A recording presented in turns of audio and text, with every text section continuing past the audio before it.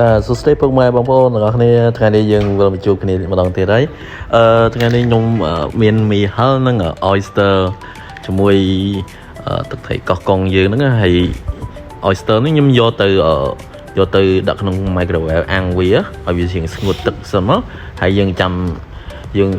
យកមកញ៉ាំឥឡូវនេះអូនងឲ្យបងប្អូនតំណងឯងអូឥឡូវយើងដួសមីមកដួសមីដាក់លើ oyster ហ្នឹងមក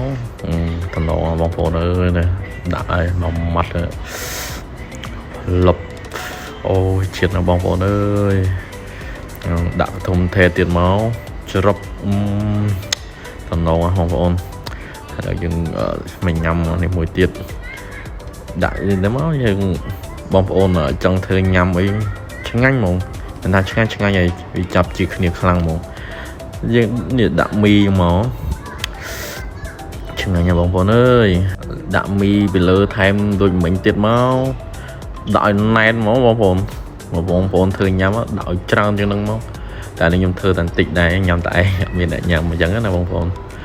អូយមើលតំណងគាត់មើលវីដេអូនេះលេបទឹកមុំម្ដងដល់លើដាក់ភ្លឹបអូយជាតិណាបងប្អូនដាក់ថែមមកធំធេទៀតពីលឺច្របឆ្ងាញ់មែនចេះតែថាណាបងប្អូនឆ្ងាញ់មែនអានេះយើងយកទៅអាំងវាសិនណា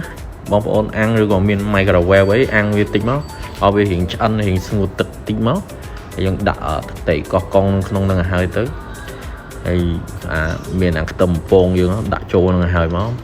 ហើយយើងដាក់មីថែមទៀតហើយឥឡូវទៅដាក់ទៅអូជាតិណាម៉ែនមាត់មកបងប្អូនអើយណាបេះយើងមកអានេះយើងបេះដាក់ឲ្យធំហ្មងដាក់បេះធំថែមតិចអញ្ចឹងមកហើយយើងថែមមីយើងតិចទៀតមកដាក់ឲ្យកប់ពេញមាត់ហ្មងបងប្អូនដាក់ឲ្យណែនហ្មងស្រៀបទឹកមាត់ទៀតដែរទៅទៀតហើយអូម៉ែនញ៉ូឆ្ងាញ់បងប្អូនអើយវីដេអូយើងមានតែប៉ុណ្្នឹងទេបងប្អូនបាយបាយ